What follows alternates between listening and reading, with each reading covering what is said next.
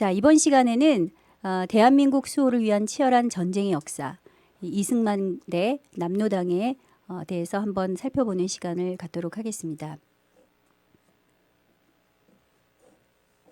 1946년도에 8월에 미군 정청에서 남한 여론을 조사를 했어요. 근데 그때 공산주의와 사회주의를 지지하는 세력이, 그러니까 국민들이 총 80%에 해당하는, 즉 남한의 좌익을 지지하는 율이 80%에 해당한다는 놀라운 결과가 나왔는데요. 여기서 공산주의는 10%, 사회주의는 70%. 어쨌든 좌익을 지지하는 율이 이렇게 높다. 자, 그러면은 좌익, 우익은 무슨 말이고 또 뭐 좌파, 우파는 무슨 말이냐? 다 아시는 분들도 있으실 텐데 이 시간에 조금 이제 용어를 정리할 필요가 있을 것 같아요. 자, 사회주의라는 것은 우리가 생산 수단, 그러니까 다 같이 생산하고 같이 분배하자. 자, 이런 말인데요. 이것을 분배를 할 때 원칙이 뭐냐? 평등이라는 원칙에 의해서 분배를 한다는 거예요. 똑같이 생산하고 똑같이 분배한다. 이 사회주의 안에 공산주의와 사회민주주의가 있는데요. 공산주의는 코뮤니즘이라고 그러죠. 그리고 여기 안에 바로 인민민주주의가 들어가요. 그래서 공산주의는 다른 말로 인민민주주의, 민중민주주의라고도 하고 사회민주주의는 또 다른 부류인데 다 같이 지향하는 목표는 사회주의다. 자, 그럼 사회주의 안에서 특별히 공산주의 특징이 뭐냐? 폭력이 수반된다는 거죠. 평등한 사회로 가는데 그걸 하기 위해서 다 같이 생산하고 다 같이 분배에 똑같이 소유를 하게 되는데 그것을 하는 과정에 뭐가 들어가냐면 프롤레타리아, 이 노동자 농민의 계급인 이 프롤레타리아 혁명, 무장투쟁이에요. 혁명을 통해서 프롤레타리아 독재나 프롤레타리아 민주라고 보는 이런 과도기적인 기간이 필요하다. 그리고 나서 그 유토피아적인 완전한 평등 사회가 들어간다. 그래서 이 사회가 지금 어디예요? 중국과 북한이죠. 자, 그리고 사회민주주의는 뭐냐? 이게 유럽식인데요. 똑같이 사회주의로 가기는 가는데 혁명이나 이런 폭력 등을 통해서 급격하게 무너뜨리지 말고 점진적으로 추진을 해 나간다. 그래서 복지 정책이나 또는 소득 재분배 정책으로 해서 결국은 이 사회주의로 가게 하겠다라는 정책이에요. 자, 이것을 다 통틀어서 좌파 또는 좌익이라고 하죠. 자, 그러면은 이 우파, 우리가 우익이라고 하는 건 뭐냐? 이걸 하기 전에 제가 먼저 한 가지를 말씀을 드릴게요. 여러분이 보통 사전이나 사회에서 이렇게 배웠을 때 이 사회주의나 공산주의의 반대말이 뭐냐? 그럼 뭐라고 배웠었죠? 자본주의라고 배웠을 거예요. 근데 이 자본주의라는 말은 사실상 이거는 쓰면 안 되는 틀린 말이에요. 왜? 이 자본주의라는 말은 이 사회주의, 공산주의, 특히 공산주의자들이 만든 이 자유시장 경제를 경멸하기 위해서 마르크스가 시장 경제를 경멸하기 위해서 일부러 만든 용어라는 거죠. 그래서 자본주의라는 말만 들어도 부정적인 이미지가 떠오르게 되죠. 그렇죠? 자, 그러니까 이 캐피탈리즘, 자본주의란 말은 앞으로 여러분들이 사용하지 않는 게 좋고요. 우리가 지금 사용하는 이 말은 뭐냐면 자유시장 경제 또는 시장 경제라는 것을 사용을 해야 돼요. 자, 경제 원리에 있어서 시장 경제라는 것은 가장 중요한 차이점이 뭐죠? 사회주의와 차이점은 자유를 기억하시면 돼요. 자유. 그러니까 내가 경제 활동을 하고 이익을 추구하는 데 있어서 자유를 인정을 하는 것이고 사유재산권을 인정하는 사회죠. 그래서 이 가격 체계는 어디서 형성이 되는 거죠? 시장에서 형성이 되는 거예요. 그래서 애담 스미스의 국부론이나 보이지 않는 손 이래서 이것 때문에 시장 경제라는 말이 나왔다 이렇게 생각하는데 그렇지 않아요. 시장 경제라는 것은 인류가 존재하기 시작하면서부터 이미 시작이 됐던 거예요. 그렇죠? 그래서 오랜 시간에 오랜 역사를 거쳐서 자연스럽게 인간 본성에 의해서 발전되어 온 거죠. 누가 내 것을 노력하지도 않고 내 것을 빼앗아서 다른 사람하고 똑같이 나누어 준다 그랬을 때 좋아할 사람이 어디 있어요. 그렇죠? 그래서 자유시장 경제라는 것은 자연스러운 인간의 원리다. 생존 원리다. 이렇게 보시면 되시고요. 그다음에 자유민주주의다. 이 말은 뭐냐? 정치적인 원리에 있어서 경제 말고 정치적인 원리에 있어서 자유주의와 민주주의가 결합된 그런 원리를 말하는 거예요. 자, 이 사회민주주의 또는 인민민주주의는 다 틀리다. 그래서 민주주의라는 말을 가지고 접근을 할 때 그 민주주의를 우리가 생각하는 자유민주주의로 생각하면 안 돼요. 자, 그래서 민주주의 자체의 반대말이 전체주의라고 볼 수가 없고요. 우리가 지금 추구하는 민주주의는 무엇이냐? 라고 물어볼 때 우리가 추구하는 사회는 그냥 민주주의가 아니라 자유민주주의다라는 것을 명확히 하실 필요가 있어요. 그래서 개인에 대한 자유와 권리를 보장하고 권력기관의 상호 견제나 분립을 지향한다 이거죠. 공산주의, 인민민주주의에서 주장하는 것은 민주주의란 말은 같은데 무슨 차이가 있죠? 여기는 일당 독재죠. 그런데 자유민주주의에서는 일당 독재가 허용이 되나요? 안 되죠. 자, 이런 차이가 있다라는 것을 기억을 하시고요. 자, 그래서 이게 지금 1946년도에 문맹률이 사람들이 글을 모르는 사람이 80%가 되는 이 대한민국 땅에서 이 한반도에서 거기에서 지금 물어봤단 말이에요. 여론조사를 했는데 사람들이 공산주의가 무슨 말이고 사회주의가 무슨 말인지 어떻게 알아요? 자본주의가 무슨 말인지 모르죠. 자본주의가 뭐예요? 이렇게 하고 질문을 한 거예요. 자본주의요? 돈을 중심으로 하는 사회예요. 그거 뭐야? 나쁘잖아. 공산주의는 뭐예요? 다 같이 나눠서 잘 살자는 거예요. 그거 좋은 거네. 사회주의도 그런 거네. 자, 이렇게 해서 여기를 지지하는 사람들이 이렇게 됐다라는 거예요. 그런데 그것만 있었느냐? 그게 아니라 사실은 남한의 여론에서 80%가 좌익을 지지하는데 결정적인 영향을 미쳤던 사람이 누구냐? 바로 이 남노당의 괴수라고 할 수 있는 박헌영이죠. 그래서 우리는 이 남노당의 역사를 알 필요가 있어요. 남노당이 뭐냐? 이 남조선 노동당이라는 말이에요. 남노당의 이 창시자가 된 것 같은 이 박헌영이라는 인물은 어떤 사람이냐? 원래는 이 사람이요. 우리가 예수쟁이 하면은 그 예수쟁이라는 말이 제일 먼저 나온 교회가 이 성동교회인데요. 성동교회를 다니던 신자였어요. 이 사람은 부잣집의 그 첩의 아들로 태어났는데 YMCA하고 성동교회에서 영어도 배우고 기독교에 대한 접하는 것도 있었어요. 그런데 이제 미국에 가서 이 공부를 하고 싶었는데 돈구라는 그 친구가 부잣집 친구가 있어서 같이 이제 유학을 가면은 그 집 아빠가 돈을 대줄 수 있는 상황이었는데 그때 그 동구라는 친구가 맹장에 걸려요. 그래서 막 수술을 하고 그러는 바람에 안타깝게도 가지 못하게 돼서 결국은 어디로 가냐? 불행하게도 이제 상하이로 가게 되는데요. 이 상하이에 가서 누구를 만나느냐? 공산주의 3인방이라고 하는 이 박헌영의 친구들 임원근과 김단야를 만나죠. 자, 굉장히 유명한 인물들이에요. 그리고 이제 김만겸이라고 하는 공산주의 그 대부 같은 사람을 만나서 고려 공청회라고 해서 소련 공산당이 거기 와 있었는데 거기에 입당을 해서 이제 활동을 하게 돼요. 공산주의 교육을 받았다는 거죠.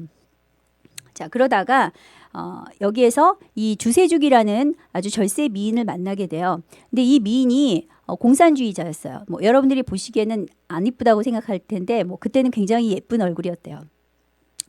자, 근데 이 두 사람이 주례를 누가 해줬느냐? 바로 여운형이에요. 자, 이렇게 해서 이제 이 사람들이 결혼을 하고 활동을 하게 되는데 귀국을 해서 바로 이제 잡히게 돼요. 이 당시에 일제 시대 때 일제가 잡으려고 혈안이 돼 있던 사람들은 주의자라고 하는 사람들이 있어요. 주의자가 바로 공산주의자예요. 그래서 박헌영이 이제 공산주의자가 돼서 그 임무를 띠고 이제 한국에 들어오게 됐는데 거기에서 이제 화요회라는 걸 통해서 이제 공산주의 활동을 하고 본격적으로 동아일보 기자로 이 언론사를 장악을 해요. 공산주의자들은 다 기자나 이런 쪽으로 침투를 해서 그것을 교육을 하게 되죠. 비밀리에 공산당을 주도를 하고 공산당을 결성을 하려고 하고 거기에 성공을 했어요. 그런데 그 당시에 이 공산당만 이렇게 활동을 하는 게 아니라 우리나라에서는 기독교 운동이 활발하게 벌어지고 있었어요. 그래서 이 기독교 운동이 개최되는 데마다 가서 그 근처에서 반기독교 강연회를 해서 반기독교 운동을 주도하는 인물이 돼요.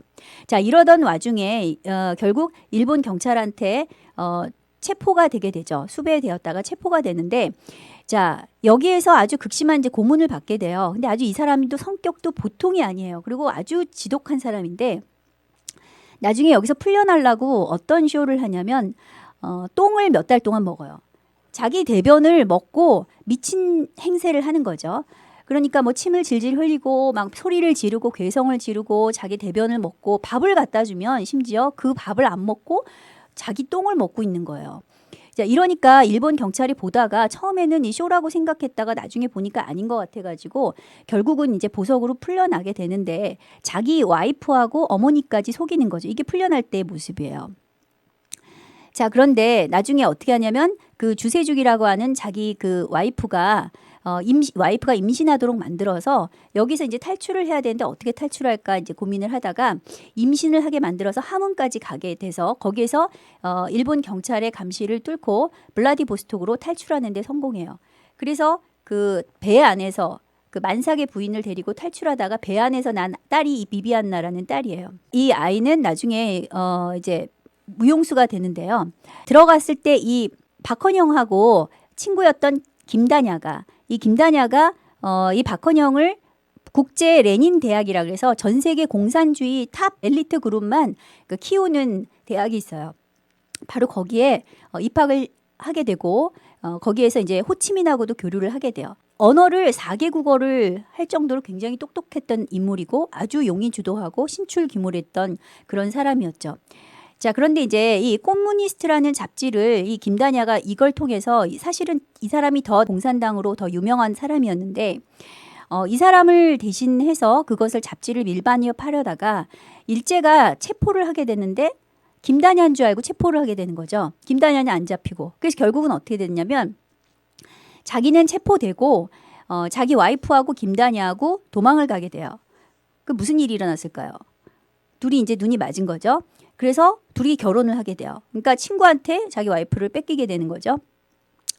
자, 그렇게 해서 이 김다냐와 주세죽은 소련으로 도망가게 되고요. 그리고 이제 박헌영은 감옥에서 또 살게 돼요. 자, 그런데 이 소련에서 무슨 일이 일어나냐? 스탈린이 대숙청을 할 때 이 김다냐를 어떻게 숙청을 하냐면 친일파로 일제 간첩, 일제 스파이, 일본 스파이라는 명을 뒤집어 씌워서 바로 권총으로 즉결 처형을 해요. 자, 김다냐는 일제 스파이가 아니에요. 그런데 이 사람들은 공산주의자들 특징은 뭐냐면 프레임을 씌우기를 좋아하는데 그냥 무조건 그냥 친일파다 그래서 죽여버리는 거예요. 자, 그래서 이 주세죽과 사이에 있었던 아이는 이제 죽게 되고 이 주세죽은 노동형을 받아서 카자흐스탄으로 가게 되죠. 자, 그렇게 되고 이 한국에 있는 이 박헌영은 나중에 또 말을 잘 해가지고 출소를 해서 이 박헌영을 수발했던 이 여자가 이순금이라는 공산주의자 여자였어요. 그래서 거의 내연의 관계였다가 실제로 이제 정순년이라고 가정부 같은 그 고등학교 여자애가 있었는데 이 여자도 공산주의자죠. 이 여자를 임신을 시켜서 그 아이가 나중에 누구냐면 박병삼, 원경이라고 나중에 그 박원순 씨하고 같이 역사문제연구소를 설립하게 되는 그 후손이죠. 그 다음 2기로 들어가서 나오는 사람이 누구냐면 여운형이에요. 이게 좌파, 우파, 아니다, 나는 그냥 중도파 하겠다. 이런 사람들 있죠. 이 중도파에 좌파도 아니고 우파도 아니고 좌우 합작을 하자. 그 당시에도 이게 있었어요. 그래서 이 좌우 합작 운동을 했던 대표적인 인물이 여운형이랑 김규식인데 그 여운형이라는 사람도 역시 배제학당에서 이 언더우드의 추천을 받아서 선교사로 선교 활동까지 같이 했던 사람이고요. 그 추천장으로 중국으로 유학을 하게 돼요. 이 사람은 중국으로 유학을 하게 되면서 거기에서 또 상하이에서 어떤 영향을 받겠어요? 공산당에 가입하게 되는 거죠. 그리고 레닌을 만나게 돼서 이 공산당 활동도 하게 돼요. 그리고 나서 중앙일보 사장이 되고요. 나중에 광복 후에는 건국위원회를 조직해서 그 활동을 하게 되는데 결국은 어떻게 되냐면 암살당하게 돼요. 근데 이 여운형과 박헌영이 서로 같이 건국위원회 활동을 하다가 나중에 이제 갈라서게 돼요. 왜 갈라서느냐? 이 박헌영은 굉장히 이제 용의 주도하고 자기가 이제 리더가 되려고 했던 사람이고, 근데 이제 박헌영이 처음에 이제 건국위원회를 할 때 초대 주석으로 이승만이 원하지도 않았고 이승만이 아직 오지도 않았는데 이승만의 지지도가 너무 높으니까 이승만을 딱 세워버리고 이 일로 이제 서로 반목하게 돼요. 자, 그리고 나서 이 박헌영이 나중에 이 김일성이 이제 또 들어오게 되죠. 김일성이 들어오는 시기가 1945년 9월경인데요. 자, 이때 김일성이 이제 활동을 하기 시작해서 그 공산당 내 남북한 이 공산당 내 세력 중에 박헌영이 1위, 김일성이 2위. 아직 나이가 어리고 그러니까. 근데 김일성의 원래 이름은 김성주. 이 사람은 소련 간첩이었어요. 첩보원이었죠. 그러니까 그냥 소련의 그 군인에 불과했던 사람이고 거의 뭐 학력도 중학교 정도밖에 안 되는 그렇게 똑똑하지 않은 사람이었는데 박헌영은 그에 비해서 인지도나 뭐나 굉장히 그 지지를 받는 사람이었어요. 그런데 나중에 이게 판세가 뒤바뀌죠. 자, 그래서 나중에 어떻게 되냐면은 이 소련에서 둘을 불러서 남북한의 공산당 제1의 지도자를 누구를 세울 것이냐. 그래서 그것을 스탈린이 두 사람을 면접을 보게 됐는데 모스크바에서 이 박헌영은 너무 똑똑해서 말을 잘 안 들을 것 같아요. 근데 김일성은 시키는 것마다 네 이렇게 얘기를 하니까 결국 누구를 택해죠? 김일성을 1위로 해서 수석으로 만들게 되죠. 자, 그런 가운데 북한에서는 막 나라가 세워지고 김일성이 막 승승장구하고 있을 때 박헌영은 이제 남쪽에서 이제 초조하게 사실 이제 남노당이라 그래 남노당의 그 남쪽 공산당의 활동을 하게 되죠. 그래서 이 1945년도에 해방이 됐는데 해방이 된 다음에 무슨 일이 일어났어요? 자, 해방이 되면 다 이제 좋을 줄 알았더니 신탁 통치가 들어오죠. 그래서 북한 북쪽은 북한이 소련이, 남쪽은 미국이, 미군정이 그렇게 해서 신탁 통치를 하게 되는데 이승만과 기독교 세력들 그리고 우익은 전부 다 신탁 통치를 반대했어요. 그런데 박헌영과 이 좌익들은 어떻게 했냐면 처음에는 반대하다가 나중에는 그 소련이 지시하니까 또 찬탁으로 돌아섰죠. 그래서 찬성하는 그런 운동을 벌이게 돼요. 그러니까 이 공산주의자들은 이래요. 애국심이라고는 없어요. 이 사람들은 원래. 자, 그렇게 했는데 이제 무슨 일이 벌어지냐면요. 박헌영이 공산주의 자금을 만들기 위해서 위조 지폐를 만들어요. 일본이 놔두고 간 그 인쇄소를 이용을 해서 돈을 찍어내는 거죠. 그래서 그 돈을 가지고 이 일반인들한테 막 나눠주니까 사람들이 공산당을 좋아할 수밖에 없고 막 공산당에 가입을 하게 되죠. 이게 미군정에 걸려요. 그래서 이제 미군이 박헌영을 체포령을 내리니까 박헌영이 북쪽으로 넘어가요. 넘어가서 남쪽에 있는 남노당한테 지시를 내려요. 그래서 폭동이 일어나는 게 대구 폭동과 이런 폭동들이죠. 자, 이런 가운데 여운형은 암살당하고 그리고 이제 나중에 그 박헌영이 평양으로 월북을 하게 되죠. 근데 월북하는 것도 굉장히 웃기는데 그냥 넘어갈 수 없는 상황에서 1948년도 2월에 장례 행렬에 자기가 시신인 척하고 그리고 이제 북한으로 이제 넘어가게 돼요. 그러니까 서울을 빠져나가서 자, 그 정도로 아주 대단한 그런 변신술도 아주 능하고 그럼 나중에는 이 사람이 그 해방되었을 때 나타났던 그 자리가 어디였냐면 이 사람 직업을 그 당시에는 뭘 하고 있었냐면은 그 변소에서 똥 푸는 사람 있죠. 이제 그런 사람을 하고 있었다 그래요. 그 정도로 아주 변신술에 굉장히 능했던 사람이죠. 자, 그래서 1948년도 9월에 남노당 당수 자격으로 북한 정권 수립에 참여하게 되는데 당연히 김일성보다는 이 아래로 격하가 되죠. 그래서 2위로 들어가게 되고 거기에서 이제 반전을 노리기 위해서 6.25 남침을 제안을 해요. 내려가면 내가 남조선에 이 남노당원들 500만을 준비를 해놨다. 그들이 다 폭동을 일으킬 거다. 이제 이렇게 얘기를 해서 김일성을 꼬셔서 이제 6.25를 일으키게 만들었어요. 그런데 결국은 실패했죠. 그래서 나중에 그 전쟁의 책임도 묻고 그리고 이제 이 김일성이 대숙청을 하면서 미제 간첩, 미국 간첩이다. 그렇게 해서 숙청을 하게 돼요. 죽이게 되는데 그때 어떻게 죽이냐? 박헌영이 워낙에 이제 고문에 잘 견디는 사람이다 보니까 빈 방에다가 옷을 싹 벗겨놓고 머리에다 투구를 씌운 다음에 세포트를 풀어요. 그래서 온몸을 다 뜯어먹게 해요. 그 고통을 주니까 천하에 없던 이 박헌영도 그 고문을 이기지 못하고 결국은 2주 만에 항복을 해요. 그리고 자기가 자기가 미제 간첩이라고 억울한 누명을 쓰고 총살을 당하게 되죠. 자, 이 일로 인해서 북한으로 넘어갔던 남노당파들도 수십만 명이 숙청이 됐다 그래요. 자, 여기 보시면은 이 박헌영이 그 결혼을 두 번째 하는 그 결혼식의 그 축사를 김일성이 하는 장면이고요. 그 다음에 그 두 번째 부인인데 23년 차이가 나요. 그래서 이게 사실상은 네 번째 부인이죠. 요 사이에 있었던 아이들 다 지금 생존이 어떻게 됐는지를 몰라요. 요게 이제 박비비안나라고 그 당시에 러시아에서 그 러시아 무용수를 하고 있었는데 딸하고 거의 비슷하죠. 주세죽은 첫 번째 부인은 나중에 박헌영이 이제 유명한 사람이 됐다고 해서 자기를 풀어달라고 이제 스탈린한테 얘기를 하는데 스탈린이 요구를 묵살을 시키죠. 그래서 아주 비참하게 폐렴으로 죽게 돼요. 자, 중요한 건 뭐냐면 이 박헌영이 반기독교 운동에 선봉에 섰던 사람인데요. 이자가 어떻게 얘기하냐면 기독교는 자본가 계급의 이익을 옹호하는 도구로 기능하는 것이다.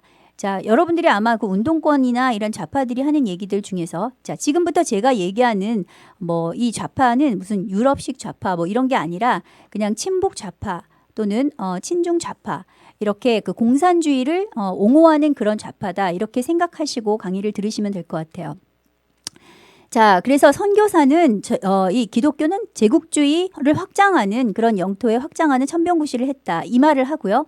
또 미국이 이런 그 인디언들을 학살하고 이런 역할을 했다라는 것을 갖다가 얘기를 해서 이것이 지금까지 이제 기독교에 대한 부정적인 시각을 갖게 된 그 뿌리가 된 거예요. 우리나라에서.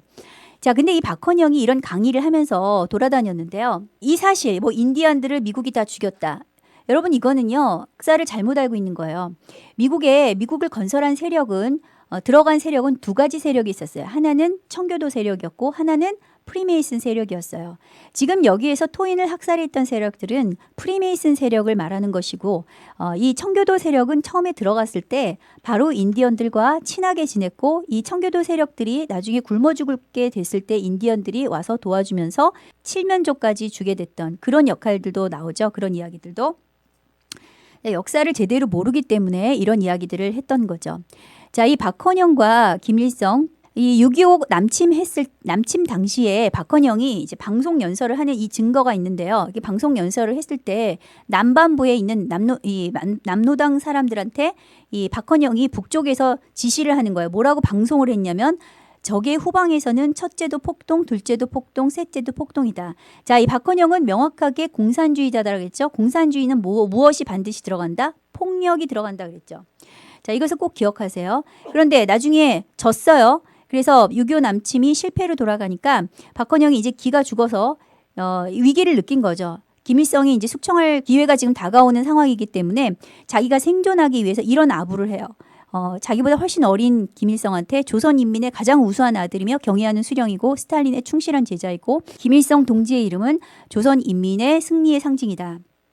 이런 말까지 하죠. 자, 이 신탁 통치는요.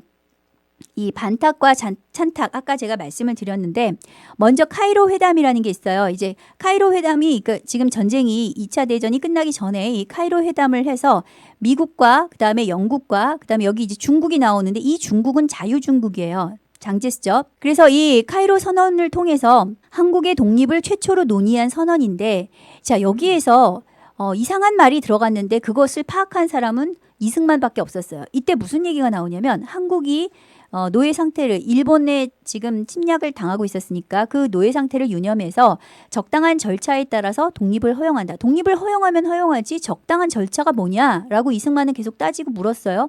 근데 나중에 이것이 밝혀졌는데 이게 뭐냐면 신탁 통치였던 거죠. 그래서 남쪽은 미국이 들어오고 북쪽에는 누가? 소련이 이제 들어오게 된 거예요. 그래서 이것이 이제 확정되는 회의가 바로 모스크바 3상 회의고 여기에 소련의 스탈린 그리고 영국의 처칠 그리고 미국의 누구죠 이게? 네, 루즈벨트예요. 자, 그리고 이제 6.25 이전에 그 역사를 보시면 여기서 좀 중요한 게 나오는데 뭐냐면 이 1945년 10월 10일 날이 이미 노동당의 북한에서는 창건이 됐다는 거예요. 지금 남한에서는 계속 이렇게 지금 싸우고 있을 때 북한에서 이게 창건이 됐는데요. 여기에 지금 조선 보안대라 그래가지고 군대가 형성이 됐다는 걸 알 수 있는데 이게 인원이 몇 명인지 아세요? 이게 50만이었어요. 50만 대군이 이미 형성이 된 거예요, 북한에. 남한은 지금 뭐 완전히 그 난리도 아닌데 북한은 나라가 지금 이미 형성이 된 거죠. 자, 그래서 조선공산당이 1945년 10월 10일에 형성이 됐고 그리고 인민공화국 이게 건국되는 것은 공식적으로는 1948년 9월 9일. 그래서 한국이 8월 15일이기 때문에 살짝 늦게 하는 바람에 마치 한국이 먼저 독립을 분단하기 위해서 확정짓기 위해서 한 것처럼 그렇게 속이고 있죠. 이 북한이 계속해서 이제 친일 프레임을 세우는데 사실상 북한의 초대 내각을 한번 여러분 보세요.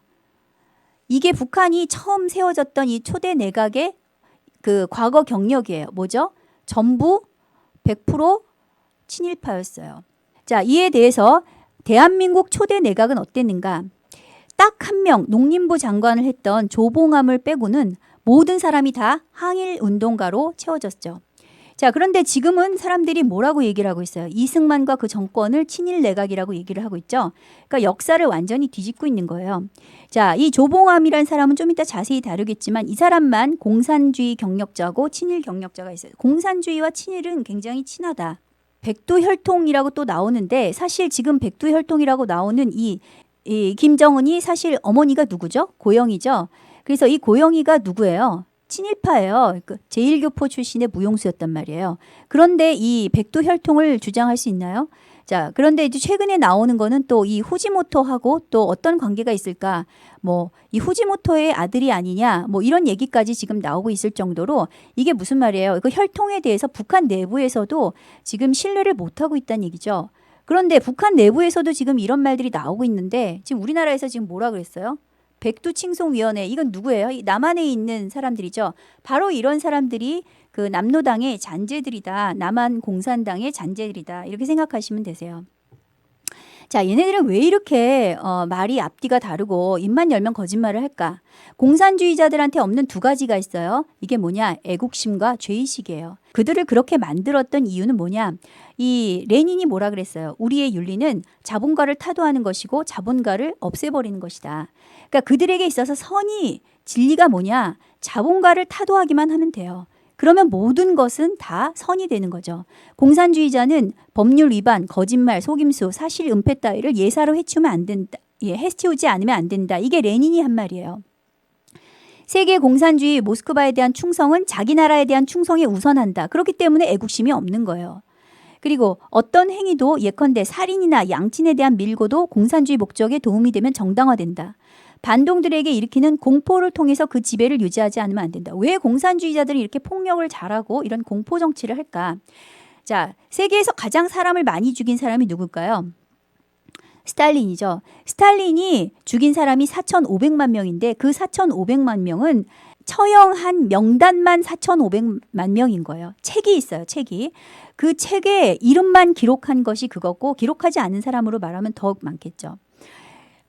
이 북한에서 아이들을 공포로 이렇게 조종할 때 어떻게 하냐면 초등학교 운동장에서 자기들이 자비판을 하게 될 사람을 앞에 세워서 어떻게 하냐면 재판을 하죠. 인민재판을 벌이고 거기에서 바로 화형을 시켜버려요.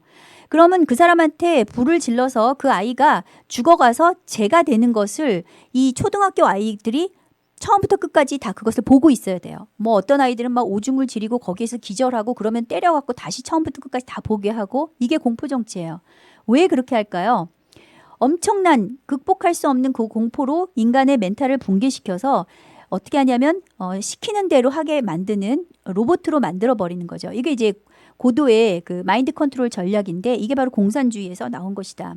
자, 그래서 소련의 지시로 1946년에 이 남노당에서 일어났던 미군정 시절이에요. 자, 이때 철도 파업을 갑자기 하게 되니까 이게 무슨 철도 파업이 일어나니까 이게 무슨 일이냐 해서 이게 뭐 여기에서 이제 쌀이 오고 물자가 와야 되는데 오지 못하게 되잖아요.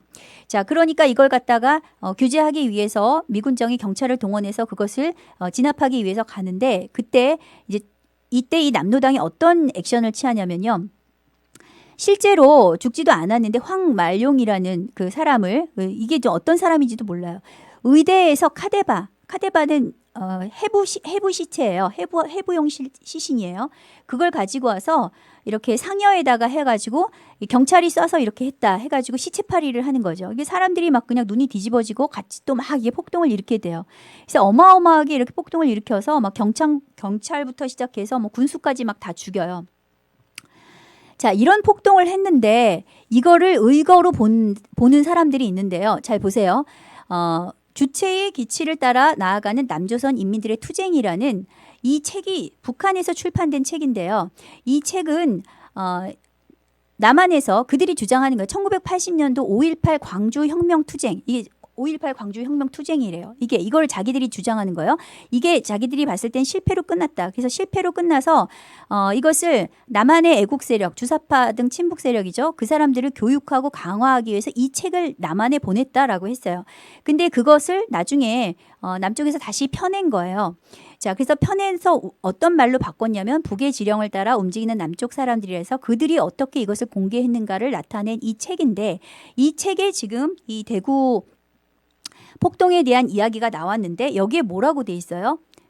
예, 여기에 바로 북조선에서와 같이 민주개혁을 실시하라. 자, 이게 대구인민봉기는 민주화 통일을 지향하는 것이다. 그리고 여기에서 이 항쟁의 대오가 가는 곳에서 불멸의 혁명송과 김일성 장군의 노래가 울려 퍼졌다. 그러면 어떻게 보시겠어요? 지금 여기서 나오는 대로 이 대구 폭동은 순수한 그 노동자들의 폭동이 아니었다라는 것을 알겠죠? 자, 이들이 지금 노리는 것은 뭐죠? 이렇게 해서 미군정을 내보내고 소련이 이곳을 먹기 위해서 일으켰던 거예요. 누가? 소련이. 그래서 이것이 소련이 무너진 다음에 소련 군정 최고 책임자였던 스티코프의 일기에 의해서 이게 발견이 돼서 이게 발각이 된 거죠. 거기에 뭐라고 써 있냐? 소련이 남로당을 통해서 300만 엔이라는 자금을 전달을 했어요. 이 폭동원들한테. 그래서 투쟁 방법도 알려주고 배후 조종을 했던 가장 큰 반미 폭동 사건이었다. 이것이 바로 6.25 전초전이었다.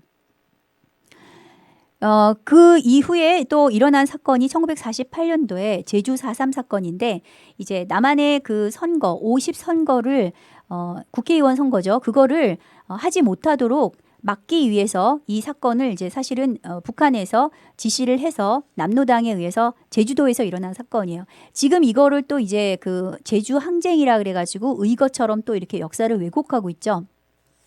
이게 어떻게 해서 일어난 거냐면 1947년도 3월 1일 날에 그 남로당 제주위원회, 남로당이 제주도에는 굉장히 많이 있었어요. 왜 그랬냐면 따로 떨어져 있었잖아요. 그리고 이제 1945년도에서 1948년도 사이까지는요. 이게 지금 막 혼선이 있었던 거예요. 어느 나라가 제대로 딱 그 정부가 수립되지 않은 상태였기 때문에 신탁 통치 기간이어서 자, 그래서 이제 막 그 남쪽에도 남로당 인원들이 많았고 북쪽에도 또 우파 진영의 사람들도 많이 있었던 거죠. 자, 그런데 여기에서 그 남로당이 그 시위를 하다가 3만 명이 시위를 하다가 그 경관이 실수로 어린아이가 말굽에 채이는 사건이 벌어지는데 거기에서 또 우하고 분노해서 막 이제 그 습격을 하는 것처럼 보이니까 거기서 경찰이 총을 쏴서 거기서 6명이 사망을 하는 사건을 기점으로 해서 1948년도 4월 3일에 이제 봉기를 한 거죠. 완전히 이제 들고 일어난 사건이에요. 자, 이 사건에 대해서 주동자가 있었는데 바로 이게 김달삼이에요. 근데 이 김달삼은 원래 이 사람 출신이 친일이었죠. 그러니까 일본군 소위 출신이었어요. 근데 이 사람이 부인이 남로당이었어요. 그러니까 결혼을 잘해야 돼요. 자, 이제 부인이 남로당 중앙위원회 딸이었는데 자기 장인의 그 가명이 김달삼이었는데 그 김달삼을 그대로 사용을 하고 가서 이제 그 교사로 사회 교사로 있으면서 사람들을 막 이제 교육을 시키다가 나중에 어떻게 되냐면 제주 4.3 사건에 그것을 지휘하다가 북한으로 넘어가죠. 넘어가서 거기에서 조선민주주의 인민공화국의 헌법위원회, 그러니까 초대 내각에 들어가게 돼요. 자, 그리고 나서 1950년 3월에 빨치산 퇴로였던 곳에서 국군하고 교전하다가 사망하게 되는데, 자, 그의 공로를 기려서 애국열사릉에다가 김달삼을 갖다가 세우게 되죠. 그러니까 여러분, 이게 보시면은 우리나라로 말하면 현충원 같은데요. 북한의 현충원 같은 데가 이 애국열사릉인데 거기에 만약에 이름이 적혀 있다. 그럼 그 사람은 우리한테는 동지일까요? 적일까요? 당연히 적이죠. 근데 여기에 있는 사람들이 무지 많아요. 지금 나중에 이제 또 밝혀지겠지만 자, 그리고 여기에 대해서 실제로 그럼 북한이 뭐라고 얘기를 하고 있느냐. 김일성 동지가 이제 교시를 했는데 이것은 선거를 반대하기 위해서 일어난 것인데 우연한 폭동이 아니었다. 이것의 본질은 뭐다? 반미 애국 투쟁이다. 그리고 선거를 결정적으로 분쇄하기 위해서 일어난 사건이다. 여기서 지금 얘기를 하고 있잖아요. 이게 지금 저희가 얘기하는 게 아니라 북한이 얘기하고 있다는 거예요. 자, 이 사건이 언제까지 일어났냐? 4.3 사건이, 제주 4.3 사건이 전쟁 후까지 1954년도까지 계속 지속이 돼요. 계속 이제 그 남로당 빨치산들이 이제 활동을 하게 되는 거죠. 자, 그런 와중에 이게 대한민국 정부가 수립되고 2달 만에 여수 순천에서 있었던 사건이 여수 순천 반란 사건인데 이게 뭐냐면 쉽게 설명드리면은 군인들 안에 남로당원들이 다 이제 들어와 있는 거예요. 그래서 그중에 이 남로당원들이 자, 이 제주 4.3 사건에 의한 남로당을 진압하라 그러니까 동족에 대해서 총을 내밀 수 없다 하고 일어나서 군인들이 반란을 일으킨 거죠. 거기에 2,000명의 군인이 가세해서 남로당에 있는 좌익 세력들하고 같이 하나가 돼서 이제 군 경찰에 대해서 그 반기를 든 사건이에요. 그러니까 폭동을 일으킨 사건이죠. 자, 이 여수 순천 반란 사건 때 무지무지 또 사람들이 많이 죽었는데 그 당시에 이게 우리나라 한국 경찰사에 나와 있는 기록이에요. 혁명 과업 6개 항이라 그래서 여기에 이것만 봐도 이게 지금 어떤 성격인 것을 알 수 있죠. 우리는 유일하며 통일된 민족적 정부인 조선인민공화국을 보위하고 충성할 것을 맹세한다. 이렇게 돼 있고요. 자, 여기에서 1번에 수호하는 게 뭐예요? 조선민주주의 인민공화국 절대 수호. 그리고 이승만과 괴뢰 당독 정권 분쇄 투쟁 전개, 무상몰수, 무상배분의 토지개혁 즉시 실시. 자, 여기서 여러분 한 가지 제가 알려드릴 게 있는데 자, 당시에 이제 남쪽에 있었던 남로당원이나 사람들이 많이 여기에 속았어요. 무상몰수가 뭐냐? 소작농이었던 사람들한테 꿈은 뭐냐면 자기 땅을 갖는 거죠. 그런데 북한에서 이제 공산 정권이 들어오면서 제일 먼저 토지 개혁을 하는데 어떻게 하냐면 땅을 다 뺏어요. 다 뺏은 다음에 내가 다시 똑같이 다 나눠준다. 그러면 없는 사람들은 다 환영하겠죠. 근데 실제로 나중에 나눠주나요? 안 나눠줬어요. 이게 이제 무상배분의 이게 허점이죠. 실제로는 국가가 다 소유하게 됐어요. 그리고 거기에 대해서 국민들이 동의했다라는 기록을 남기기 위해서 어떻게 하냐면 머리에다 총을 들이밀고 도장을 찍게 하는 거죠.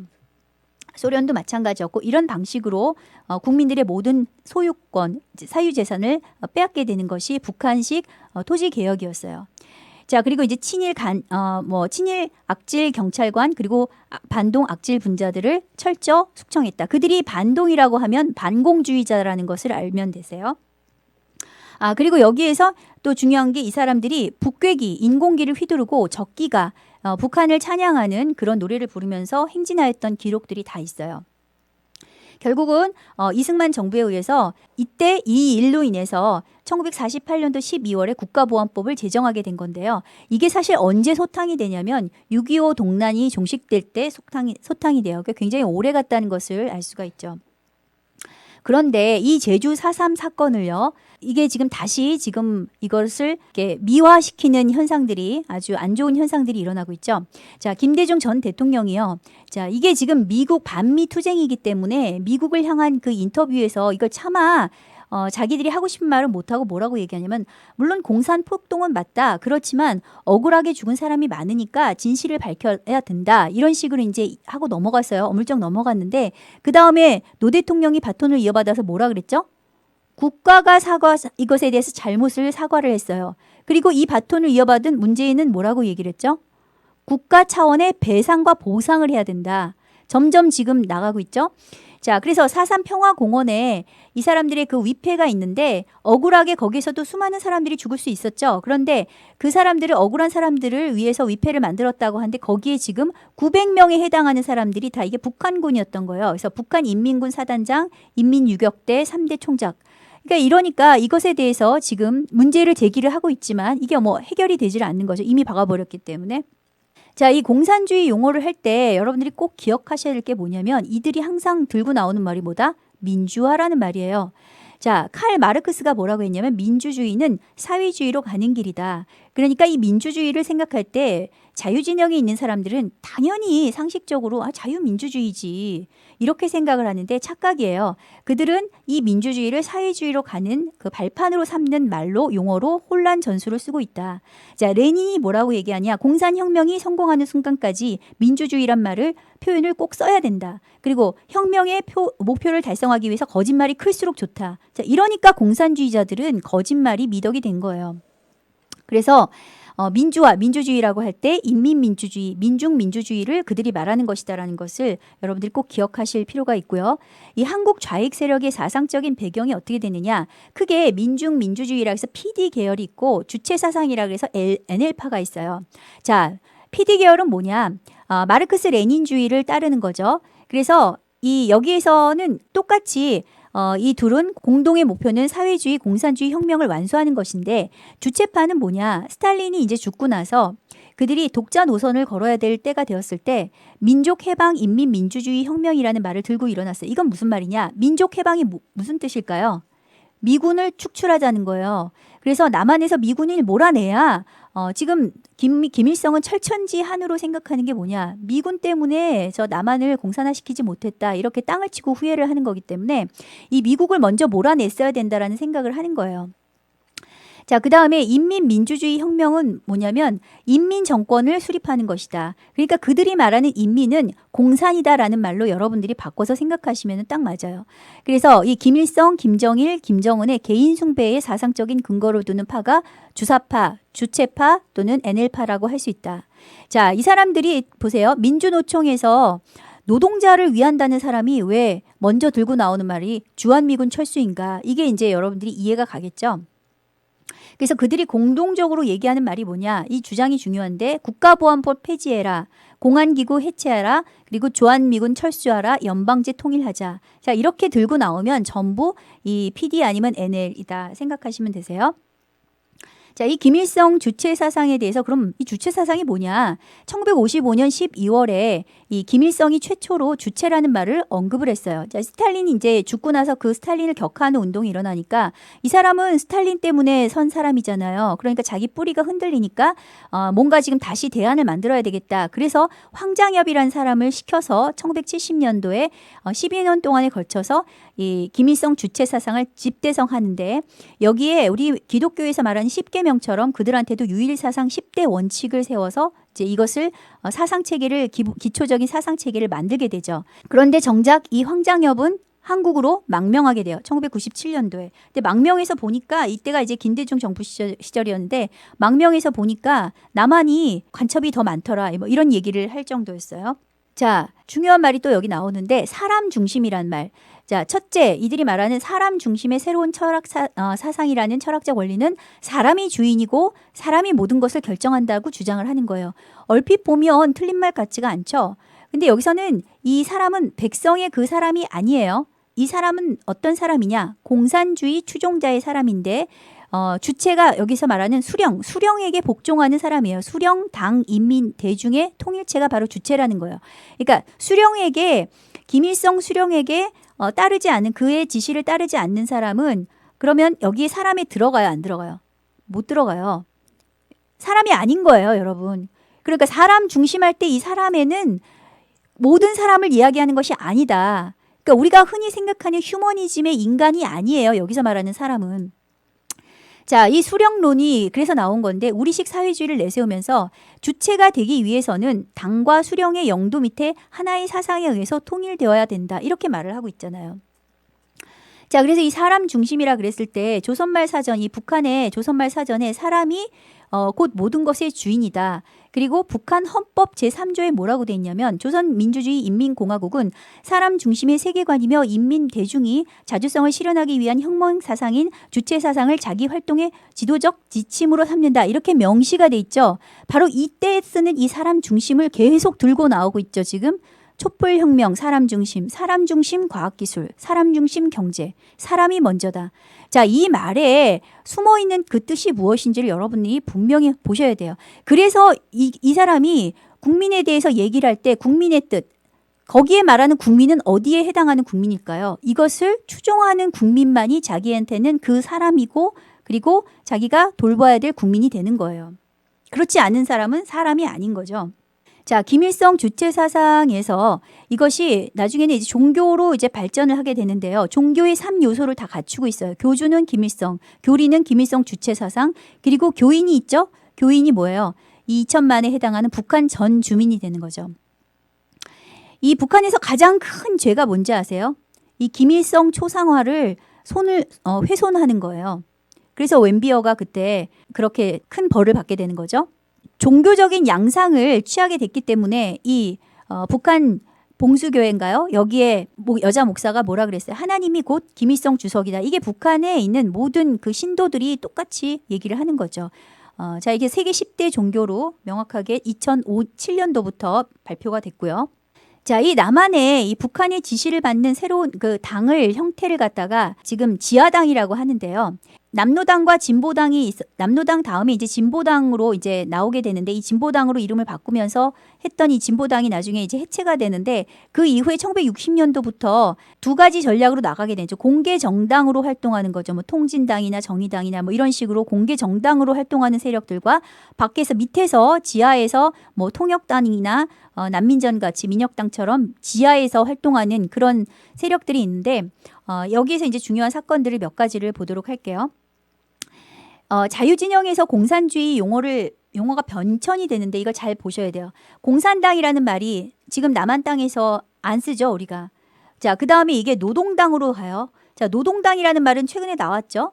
또 예전에도 나왔었는데 노동당, 남노당이라고는 안 하고요. 이제 노동당이라 그래요. 그리고 또 무슨 말이 나왔죠? 진보당이라는 말이 나왔어요. 그리고 또 뭐가 있어요? 민주당. 그 다음에 파쇼, 독재 타도라는 말은 뭘로 바꾸냐면 민주화라는 말로 바꾸고 이것이 민주주의, 사회민주주의, 인민민주주의, 민중민주주의. 여기서 사람은 민민은 공산주의 사람을 말한다. 자, 그래서 여기에 이 진보당과 통일혁명당, 통역당 사건에 대한 이야기가 또 여기서 나오게 되는데요. 이 진보당 사건이 되게 중요해요. 이 조봉암이라는 인물이 아까 많은 그 사람들의 반대를 무릅쓰고 이승만 대통령이 이 조봉암을 내각의 농림부 장관으로 공산주의 경력이 있는데도 썼던 이유가 있어요. 왜 그랬냐? 지금 북한은 토지 개혁을 한다 그러면서 무상 몰수를 했는데 무상 분배까지 하지 않았다는 사실을 백성들이 모르고 있죠. 지금 남쪽에서는. 지금 모르고 있는 상황이에요. 그러니까 남쪽에서는 불만이 있을 수 있어요. 북한에서는 지금 토지 개혁했는데 왜 남쪽에서는 토지 개혁 안 하나? 자, 그랬을 때 어떤 생각을 지금 갖고 있었냐면 이승만 대통령은 그냥 공짜로 나눠주면 안 된다. 나눠줄 때 이것을 유상으로 싼 값에 땅을 살 수 있게 나눠줘야 된다. 이게 유상 분배예요. 그래서 조봉암을 시켜서 이 유상 분배 토지 개혁을 하도록 이 사람을 세운 거죠. 자, 그렇게 해서 은혜를 받은 사람인데 이 사람이 나중에 배신을 때려요. 자, 이 사람이 어떤 배신을 때리느냐? 진보당을 차리고 거기에 당수가 돼서 이 사람이 그 대통령 후보에까지 나오게 되죠. 자, 그런데 양명산이라는 이 간첩하고 서로 내통한 사실이 밝혀져 가지고 국가보안법 위반으로 잡혀 들어와서 결국은 두 사람 다 증거가 이제 잡혀서 사형을 당하게 된 사건이 있었어요. 그런데 이것에 대해서 억울하게 죽었다 그래서 나중에 2010년도에 결국 그 유족의 재심 요청으로 무죄가 판결이 됐는데 이 조봉암의 가묘가 어디에 있어요, 지금? 애국 열사릉에 있어요, 북한에. 그럼 이 사람은 누구를 위해서 일했다는 거죠? 네, 북한을 위해서 일했다는 것이 명확해진 거죠. 이것뿐만이 아니라 이 책에 보면 지금 또 어떻게 나오느냐, 북한에서 어떻게 밝히고 있냐. 김일성의 교시에 나와요. 남조선 혁명가들이 투쟁을 통일적으로 지도할 당을 만들어낼 필요성을 절실히 느꼈고, 그리고 진보당이 그렇게 해서 나오게 됐다. 진보당의 당수인 조봉암은 당을 만들면서 위대한 수령님한테 삼가 충성의 편지를 올렸다. 이거 되게 중요해요. 충성 맹세 편지를 했다는 거예요. 이게 지금 누가 밝힌 거죠? 북한에서 밝힌 거죠. 갈라진 국토를 하나로 이어 조선을 빛내실 분은 김일성 장군님이라고 말을 그가 목이 메어서 아뢰었다. 그리고 위대한 장군님의 조국 통일 위협에 작은아마 이바지하려고 진보당을 창당하게 되었다라고 하면서 앞으로 장군님의 자주적인 평화 통일 방침에 따라서 진보당의 투쟁 강령을 해 나갈 것이다. 삼가 맹세를 올렸다. 이렇게 돼 있는데 이것뿐만이 아니라 오길남 박사가 쓴 책에 조봉암이 김일성한테 올렸던 이 충성 맹세가 평양 혁명박물관에 있는 것을 자기가 직접 봤다. 북한에 있을 때 그 증언이 또 나와요. 자, 그리고 나서 이제 4.19 혁명이 일어났는데 북한에서는요, 이 4.19 혁명을 혁명이라고 보지 않고 봉기라고만 보고 있어요. 왜 혁명이라고 보지 않을까? 자, 김일성이 또 이렇게 교시를 해요. 이번 투쟁은 완전한 승리를 거두지 못했다. 4월 인민봉기는 조선 인민의 철천지 원수인 미제를 몰아내고 인민 정권을 세우는 데까지 철저히 진행하지 못했다. 자, 무슨 말이에요? 그들이 말하는 혁명이라는 것은 미제를 몰아내고 인민 정권을 세워야 공산 정권을 세워야 혁명이라고 하는 거고 그 전에 모든 것은 일어나는 것들은 전부 봉기에 불과하다. 실패한 거라 이 말이죠. 3.1 운동도 그래서 이들은 3.1 봉기라고 얘기를 해요. 자, 이 사건은 대통령 선거가 아니라 부통령 선거가 부정선거가 3.15에 있었는데 그 선거 때문에 일어났던 건데 지금 우리 이승만에 대한 이 건국 역사를 너무 교과서가 왜곡을 많이 해놨기 때문에 사람들한테 이승만에 대해서 기억나는 거 하면 전부 부정선거, 하야 이것만 생각을 하게 만들어놨어요. 굉장히 통탄스러운 일인데 자, 이것도 역시 이제 이 사건을 통해서 이제 대통령이 하야하게 됐다가 자, 하야하는 것으로 그치지 않고 북한에서는 무엇까지 하려고 했다? 완전히 미제를 몰아내는 것까지 가려고 했다라는 것이 여기서 이제 나와 있죠. 그 다음에 또 여러분들이 이제 68년도 사건으로 꼭 기억하셔야 될 게 통역당 사건이에요. 자, 이 통역당 사건은 뭐냐면 이게 북한의 지시를 받아서 남한에 통일혁명당을 만들게 되는데 이 인물이 김종태, 김진락, 이문규라는 사람이에요. 자, 이 간첩들이 북한에 가서 월북을 해서 김일성을 4차례나 만나고 거기에서 혁명 조직을 만들어가지고 남한에 이 조선노동당원으로서 이 남한에 이 혁명당을 만들게 된 거예요. 그랬는데 이것이 나중에 이제 발각이 되게 되죠. 자, 여기에 가입했던 사람이 누구냐? 창단부터 있었던 사람이 바로 신영복이에요. 자, 이게 이제 문재인 대통령이 존경한다고 했던 그 인물인데 이 사람이 서울대 경제학과를 졸업한 다음에 육사에 교관을 하다가 구속이 됐어요. 자, 그래서 이 김종태 사형당하고요. 그다음에 신영복도 원래 그 무기징역을 받고 있다가 20년 후에 그 사상전향을 해서 석방이 된 사건이죠. 성공회대 교수로 활동을 하게 되는데요. 이 사건에 대해서 이 김종태에 대해서는 충성스러운 간첩이었기 때문에 이 사람이 사형당했을 때 김일성이 그한테 영웅 칭호를 하게 돼요. 그리고 해주 사범학교를 김종태 사범학교라고 개칭할 정도로 그렇게 이제 높여줬던 사람이죠. 자, 그럼 이제 신영복이 진짜로 전향을 했느냐? 그렇지 않아요. 그 사람이 스스로 언론사와 하는 얘기에서 자기는 양심에 따라서 통역당 때 가담했다라고 밝혔기 때문에 실제로 전향한 게 아니죠. 자, 남조선 혁명가들이 이 통일혁명당 창당위원회를 하게 되는데 그때 김종태가 민족의 태양 김일성 장군님께서 밝혀주신 주태의 창당 방침을 받들고라고 돼 있죠. 이건 뭐예요? 지금 김일성의 지시를 받아서 했다라는 것을 지금 누가 밝히고 있는 거예요? 북한이 얘기하고 있는 거죠. 자, 이 신영복이 썼던 그 말이 더불어예요. 더불어. 그런데 이 더불어가 김일성 동지 회고록, 김일성이 죽고 나서 그 회고록이 북한에서 출판이 되는데 거기가 이름이 세기와 더불어예요. 자, 그래서 이 신영복이 끝까지 전향하지 않고 사실은 여기에서 이 제자들을 키우게 되는데 그 사람이 누구냐? 이 신영복을 존경한다고 말했던 사람들이 커밍아웃 한 거죠, 사실은. 그게 바로 신영복에 추종하는 그 제자가 김제동, 그다음에 윤도현, 그리고 탁현민, 그리고 문재인 대통령도 이 사람을 존경한다고 얘기했죠. 이 또 무슨 목사 중에도 한 사람이 있다 그랬죠. 뭐 이 뭐라고 하는 사람이 있고 그다음에 여기 한명숙 전 총리인가요? 이 사람의 그 남편이 박성준이라고 하는데 이 사람이 젊었을 때 이 신영복한테 포섭이 돼서 같이 복역을 하게 되는 그런 일도 있었어요. 자, 이 사람이 썼던 이 저서 중에서 이 사람이 죽고 나서 2016년도인가 언제 죽었는데 이 사람 죽고 나서 엄청나게 이 책들이 많이 팔리게 되고 좌익들이 이것을 많이 이용하게 되는데요.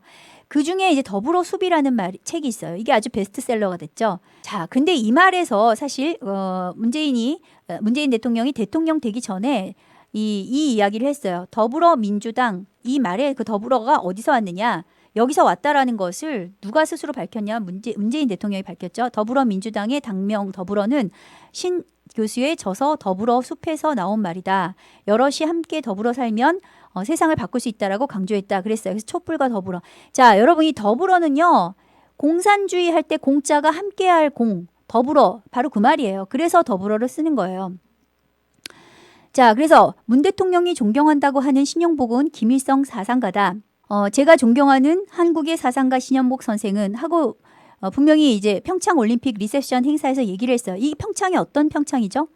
이승복 어린이가 공산주의한테 입이 찢겨 죽어가면서 나는 공산당이 싫어요 했던 곳이죠. 근데 그 공산당이 싫어요 했던 곳에서 지금 공개적으로 나는 공산당이 좋아요 라고 커밍아웃을 한 거예요. 자, 그리고 김일성이 그토록 데려가고 있던 신영복, 이게 무슨 말이냐? 베트남이 공산화될 때요.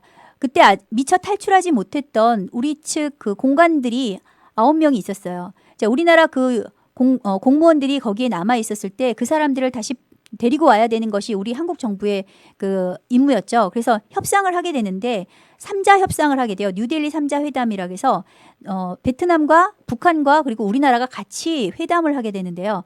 그 회담에서 북한 측 대표가 얘네들은 참 웃기는 게 자기네가 7명을 데리고 오면 남한은 1명만 데려갈 수 있게 자, 이런 식으로 그 불공정한 그 협상을 하게 돼요. 그 막무가내로 하게 되는데 자, 거기에서 반드시 자기가 무슨 일이 있어도 데려가야 된다고 주장했던 그 남조선 혁명가가 있는데 여기 지금 그것이 그 문서에서 이름이 밝혀졌는데 그게 신영복이었다는 것이죠. 이게 2016년 외교부가 베트남 억류 공관원 그 석방 교섭 회담에 대한 외교 문서처를 비밀 해제하면서 이게 밝혀진 거예요. 그러니까 김일성이 그렇게까지 하면서 데리고 가려고 했던 게 신영복이었다. 그러니까 북한으로서는 아주 충성적인 사람이었다라고 할 수 있죠. 자, 그 다음에 우리가 또 알아야 될 게 이석기 사건인데 그 이석기 사건에 먼저 있었던 전신이 뭐였냐면 민혁당 사건이었어요. 2013년도에 이건 지금 우리 현재 진행형인 사건이기 때문에 잘 알아두셔야 되는데요.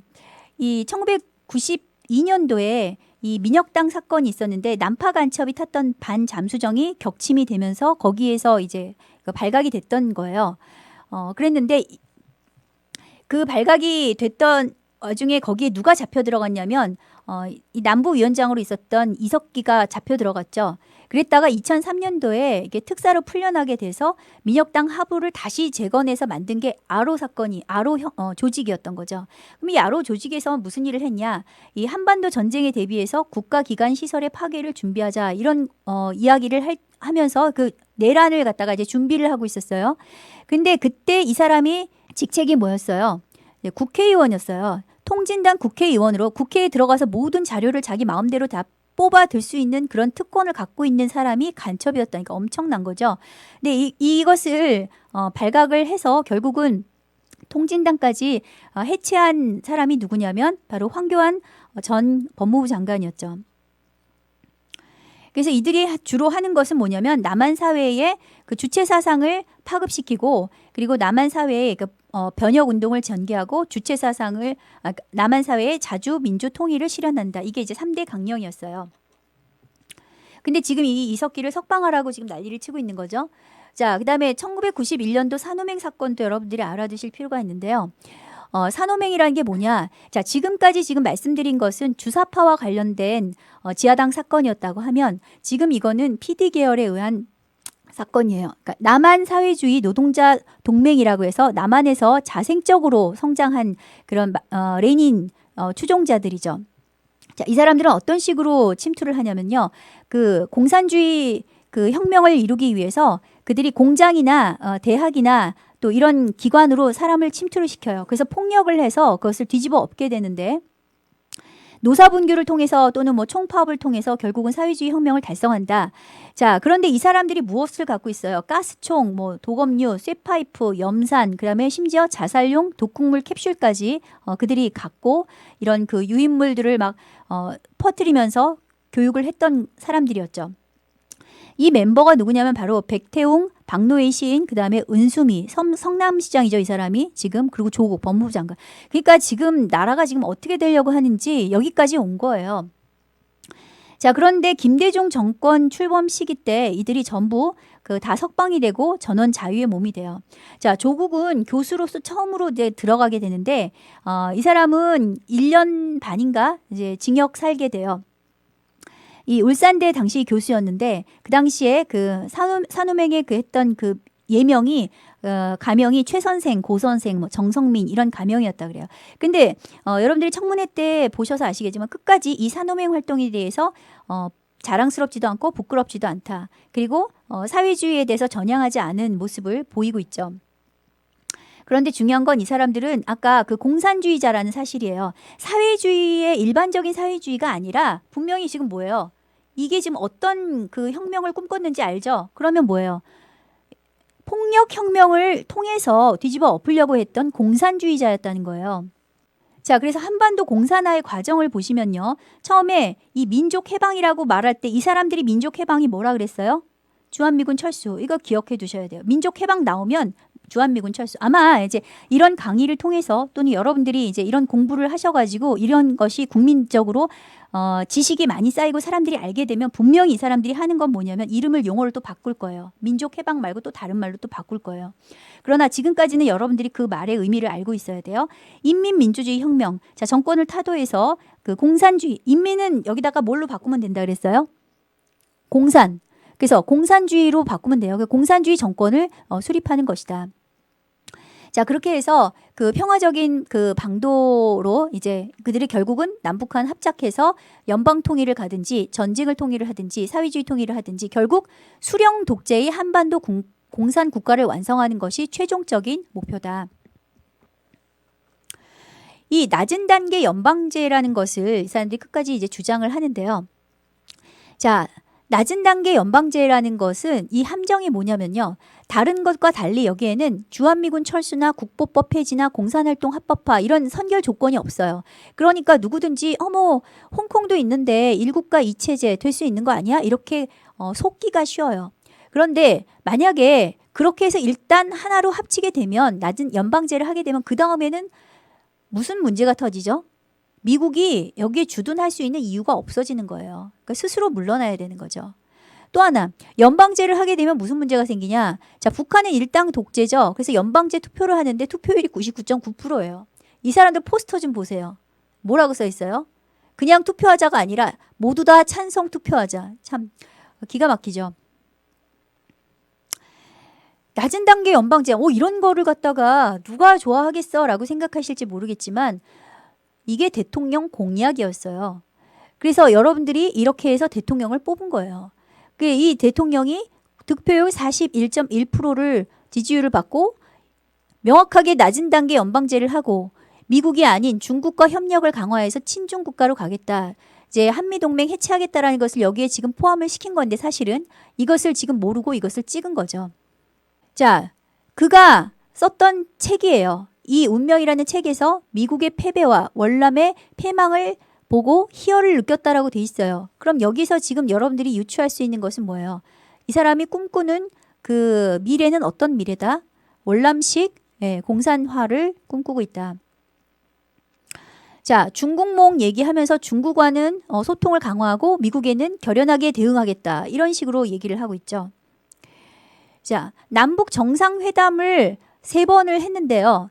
1차 정상회담을 했을 때 2000년도 6월 달에 했는데 그리고 나서 2005년도 노무현 정권 때 얘네들이 발표한 게 뭐예요? 핵무기를 보유했다고 선언했어요. 그럼 그동안에 지금 퍼준 돈으로 뭐 했다는 얘기예요?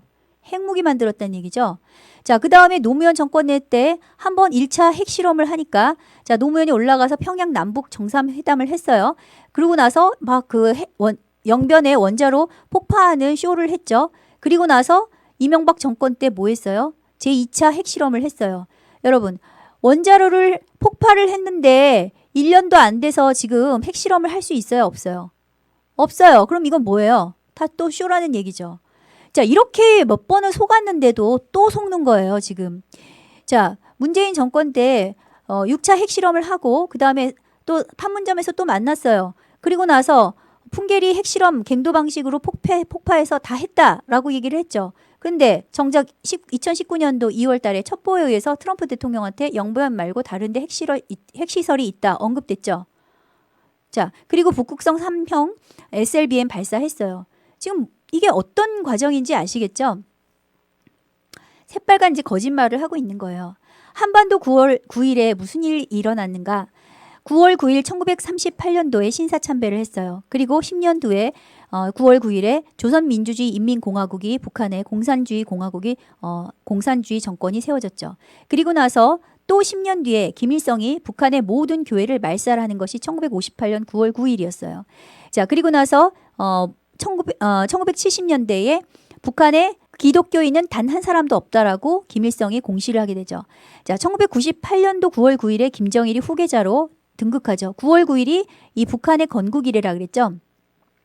그리고 2016년 9월 9일에 5차 북한 핵실험을 하게 되는데 이 핵실험 때 하는 인공지진 규모는 이때부터 미국과 중국을 능가하기 시작한 거예요.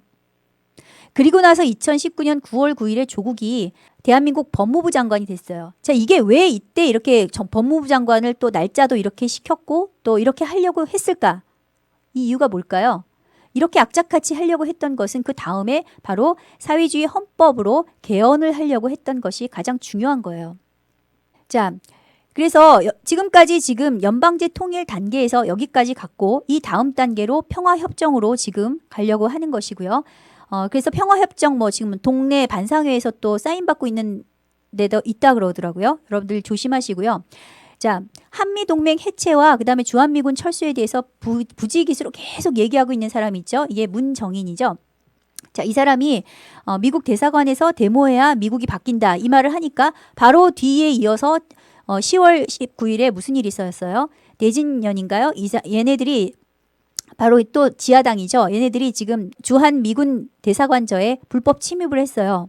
자, 근데 이 사건이 굉장히 심각한 사건이에요. 왜 심각한 사건이냐? 전에 87년도인가도 이런 사건, 80년도에도 이런 사건이 있었는데 그때는 정부가 공개적으로 사과를 했어요. 공식적으로. 근데 지금 사과를 하지 않고 계속 지속되고 있어요. 제가 아는 사람들 지금 미국 비자가 다 지금 반려가 되고 있어요. 자, 한국 정부의 보호 노력을 강화해달라고 촉구했다. 이게 미국에서. 근데 이게 영어를 보시면은 urge라는 표현을 쓰는데 이 말은 미국에서 동맹국한테는 절대로 쓰지 않는 표현이에요.